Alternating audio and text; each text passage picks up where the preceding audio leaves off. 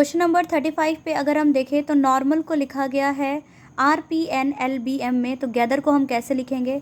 तो गैदर का G यहाँ, T हम इधर लिखेंगे और A के बाद B आता है, H इधर, R इधर और E के बाद F आता है, तो इसका आंसर ये हो जाएगा। नेक्स्ट क्वेश्चन पे हम आते हैं, तो इसका आंसर हो जाएगा नन ऑफ दीज। इसके बाद आते हैं हम इंडिया का पहला अंडर वाटर मेट्रो कहाँ पर इनॉग्रेट किया गया? कोलकाता में। कौन सा ऐसा देश है जहाँ के वैज्ञानिकों ने पहला सिंथेटिक एम्ब्रियो को बनाया? तो उसका आंसर है इजराइल। प्रधानमंत्री नरेंद्र मोदी ने निम्नलिखित में से किस राज्य में IIBX लॉन्च किया? इसका उत्तर है गुजरात। कौन सा ऐसा देश है जिसने अगस्त 2022 में ताइवान के आसपास अब तक का सबसे बड़ा सैन्य अभ्यास किया? तो इसका उत्तर हम समझ सकते हैं कि ताइवान किस कंट्री के पास है। तो ताइवान जो है वो चीन का पड़ोसी देश है, तो इसलिए इसका उत्तर हम यहाँ पे चीन कर देंगे। फिर आते हैं हम इंडिया की जो आर्मी है उन्होंने एक अखिल भारतीय उपग्रह संचार अभ्यास का आयोजन किया था, इसका नाम क्या था? स्काईलाइट। भारत के किन दो शहरों के बीच आकाशा एयर की पहली उड़ान का उद्घाटन किया गया? मुंबई से अहमदाबाद। बढ़े चलो कैंपेन आज़ादी का अमृत महोत्सव के द्वारा लॉन्च किया गया था, तो वो किस मिनिस्ट्री के अंतर्गत आता है? तो वो आता है हमारा संस्कृति मंत्रालय, ministry of culture. Which among the following is not the neighbouring country of India? ये भी हम प्रश्न कर चुके हैं क्लास में। इसमें हमारे भारत के पड़ोसी देश नहीं है, तो UAE जो है भारत का पड़ोसी देश नहीं है। किस IIT ने भारतीय भाषा प्रौद्योगिकी को आगे बढ़ाने के लिए A14 भारत में नीले कड़ी केंद्र की शुरुआत की? तो IIT मद्रास। किस केंद्रीय मंत्री की अध्यक्षता में चंडीगढ़ में नशीली दवाओं की तस्करी और राष्ट्रीय सुरक्षा पर एक राष्ट्रीय सम्मेलन आयोजित किया गया? तो हमारा अमित शाह जो है रक्षा मंत्री, अमित शाह जो है इन्होंने इसकी अध्यक्षता की थी। हर घर जल में प्रमाणित कौन सा भारत का पहला राज्य बन गया? तो गोवा जो है हर घर जल में प्रमाणित पहला राज्य भारत का बन गया। अंतर्राष्ट्रीय जैव विविधता दिवस किस तारीख को मनाया जाता है? ये भी प्रश्न हम करा चुके हैं। 22 मई को अंतर्राष्ट्रीय जैव विविधता दिवस मनाया जाता है। विश्व का सबसे बड़ा नदी द्वीप कौन सा है? माजुली द्वीप, ये भी कर चुके हैं हम। हंगरी का राष्ट्रीय मुद्रा क्या है? तो हंगरी का राष्ट्रीय मुद्रा हंगेरियन फॉरेंट है। स्वतंत्रता के बाद भाषा के आधार पर बने भारत के पहले राज्य का नाम? ये भी हम प्रश्न कर चुके हैं अपने क्लास में, आंध्र प्रदेश। लोकसभा में पद धारण करने की न्यूनतम आयु कितनी है? तो ये है हमारी 25 वर्ष। UNFCCC अर्थ निम्नलिखित में से क्या है? तो United Nation Framework Convention on Climate Change. Nautanki कहाँ का फोक डांस है? तो Uttar Pradesh. Headquarter of International Olympic Committee कहाँ पर है? स्विट्जरलैंड में है। किसने Powers of the Mind book लिखा है? तो स्वामी विवेकानंद ने लिखा है। फिर हम आते हैं हिंदी गद्यांश पे। तो साहित्य अपने दायित्व का निर्वाह किस प्रकार पूरा करता है? तो इसका उत्तर दर्पण के माध्यम से भी कर सकते हैं।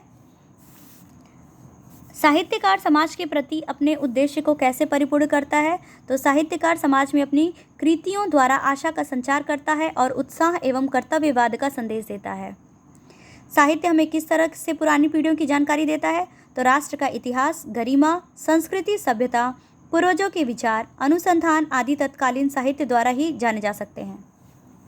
फिर आते हैं साहित्य केवल समाज का दर्पण क्यों नहीं है? क्योंकि साहित्य द्वारा समाज की विडंबनाओं और विसंगतियों का पर प्रहार करके उनमें सुधार लाने की कोशिश की जाती है। प्रस्तुत गद्यांश का सर्वाधिक उचित शीर्षक क्या हो सकता है? तो साहित्य और समाज।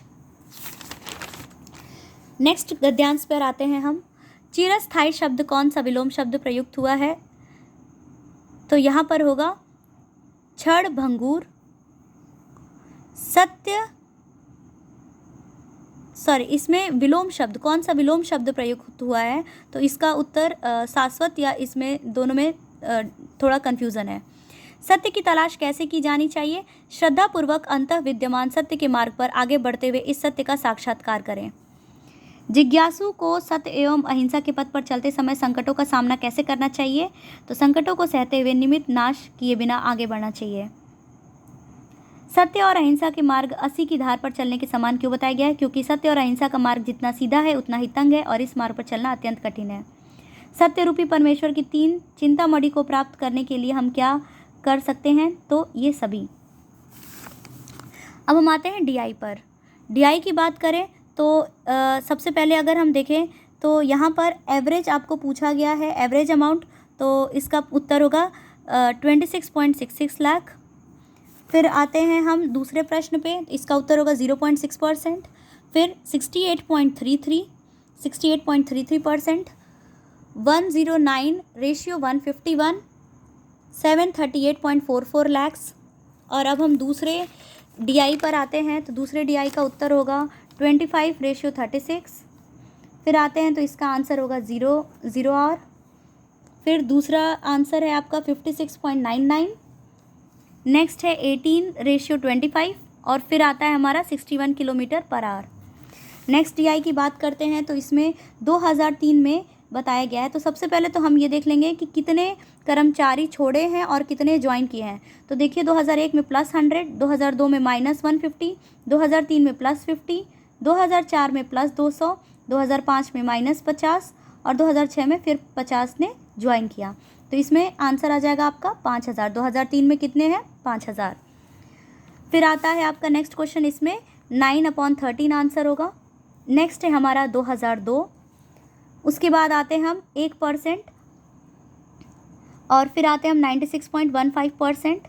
1% ये हमारा कैसे आया है? तो टोटल देखिए यहाँ पर अगर हम बात करें तो 2002 में 4950 है और 2003 में 5000 है। दोनों के बीच में डिफरेंस कितना है? 50 का। तो 5000 का 50 कितना परसेंट होता है? 1% होता है। तो इसका उत्तर 1% होगा। फिर आता है हमारा 96.15%। नेक्स्ट क्वेश्चन है हमारा, नेक्स्ट डेटा को देख करके हमको बताना है। इसका उत्तर होगा 2017 में मैक्सिमम था प्रीवियस ईयर के कंपैरिजन में। कितने का एवरेज जो है वो ज़्यादा है? तो एवरेज जो हम कैलकुलेट करे थे वो 70 आ रहा था। तो 70 से ज़्यादा कहाँ प्रोडक्शन हुआ है? तो वो 4 सालों में हुआ है। उसके बाद 2013 से 14 में खिलौनों के उत्पादन में लगभग कितनी गिरावट आई है? तो 20% की। और किसका औसत उत्पादन जो है वो वर्षों के युग्म के औसत उत्पादन के बिल्कुल बराबर है 2015-16 के। तो वो 2012 और 17 का है। फिर नेक्स्ट क्वेश्चन पे आते हैं तो 137.5% हमारा उत्तर हो जाता है। संगमरमर पर पिएत्रा ड्यूरा या रंगीन पत्थर की जड़ाई का काम किसके समय से बहुत लोकप्रिय हुआ? तो शाहजहां। किस युग को तांबे की पहली बार उपयोग किया गया था? तो ताम्र पाषाण युग, जिसको कैलोलिथिक एज कहते हैं। प्रथम बौद्ध संगीति का आयोजन कहाँ किया गया था? तो राजगीर में किया गया था। देवा नाम पियदसी किसे कहा जाता था? तो मौर्य सम्राट अशोक को कहा जाता था। जब ईस्ट इंडिया कंपनी की स्थापना हुई तब भारत पर निम्नलिखित में से मुगल साम्राज्य का शासन था? भूदान, ग्रामदान, विनोबा भावे। दांडी नामक यात्रा के दौरान किस सामाजिक कार्यकर्ता ने गांधी जी को आंदोलनों को केवल पुरुषों तक सीमित न रखने के लिए राजी किया था? तो कमला देवी चट्टोपाध्याय। राष्ट्रवाद की पहली स्पष्ट अभिव्यक्ति निम्नलिखित में से किस क्रांति के साथ हुई? तो फ्रेंच रिवॉल्यूशन के साथ, फ्रांसीसी क्रांति के साथ। सरकार के निम्नलिखित में से किस अधिनियम के कारण बम्बई से सिंध प्रांत का निर्माण हुआ?